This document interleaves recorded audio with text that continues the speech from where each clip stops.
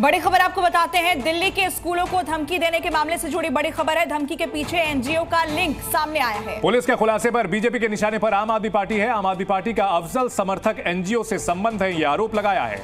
अफजल समर्थक ही स्कूलों को धमकी दे रहे हैं। बीजेपी की तरफ से यह आरोप लगाया गया है। आम आदमी पार्टी का इस एनजीओ से कनेक्शन है। मामले में आम आदमी पार्टी को सफाई देनी चाहिए, कहना है बीजेपी का। पिछले कुछ दिनों में लगातार स्कूल्स को धमकी भरी ईमेल्स भेजी जाती रही है और इसकी वजह से कई बार स्कूलों को बंद करना पड़ा है। पूरी यहां पर एसओपी का पालन करना पड़ा है और अलग अलग स्कूलों को जो धमकी दी गई थी, इसमें एक एनजीओ का नाम सामने आया है, जिसको लेकर बीजेपी ने निशाना साधा है और आरोप लगाया कि आम आदमी पार्टी का इस एनजीओ से कनेक्शन है, अफजल गुरु से जुड़ा हुआ एनजीओ, और ऐसे में आम आदमी पार्टी को सफाई देनी चाहिए।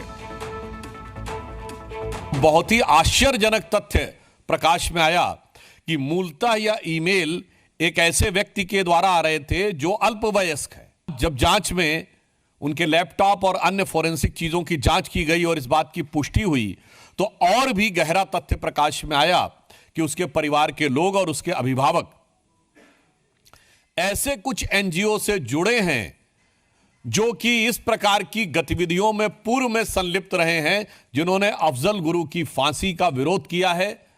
और ऐसी तमाम गतिविधियां जो कानून व्यवस्था की दृष्टि से राष्ट्र की सुरक्षा के लिए घातक मानी जाती हैं, उन गतिविधियों के समर्थन की बात आई है।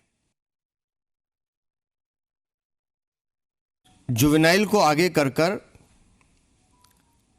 जिस एनजीओ का नाम सामने आ रहा है और जो संबंध अफजल गुरु से मिलता हुआ दिखाई दे रहा है, मुझे ये कहने में कोई संकोच नहीं है कि कहीं ना कहीं अरविंद केजरीवाल, आम आदमी पार्टी कहीं ना कहीं इसके घेरे में है और इसके पीछे के कारण हैं। मैं बार बार कहता हूं कि दिल्ली में अवैध रोहिंग्या बांग्लादेशी बसाने का काम अरविंद केजरीवाल खुद करते हैं। तो स्कूलों को धमकी पर पुलिस के खुलासे पर घमासान मचा हुआ है।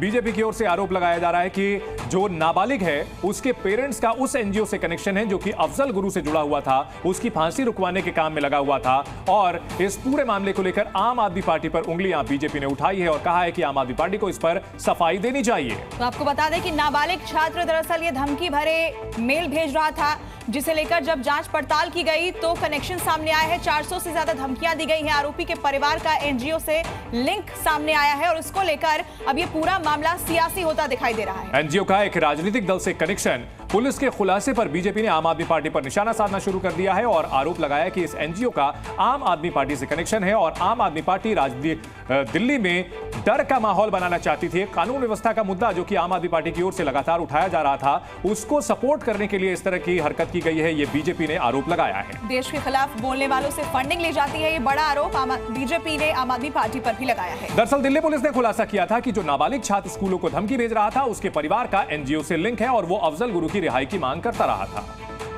इसको देखते हुए हमको ये लगा कि इसमें कोई कोई एंटी नेशनल या सबोटाज वाला कोई एंगल तो नहीं है। तो उसको जब हमने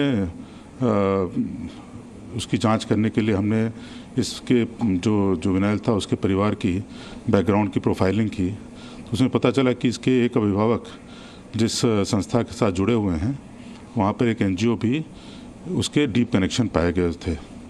और इस एनजीओ को जो हमने प्रिलिमिनरी अभी तक जांच की है, उसमें पाया है कि वो एक पर्टिकुलर पॉलिटिकल पार्टी से उसके डीप कनेक्शंस हैं और बहुत सारे मुद्दों पर वो उस पॉलिटिकल पार्टी का समर्थन करती है और साथ में जैसे अफजल गुरु की हैंगिंग है, उसकी भी लेजिटिमेसी पे क्वेश्चन इत्यादि उठाती है।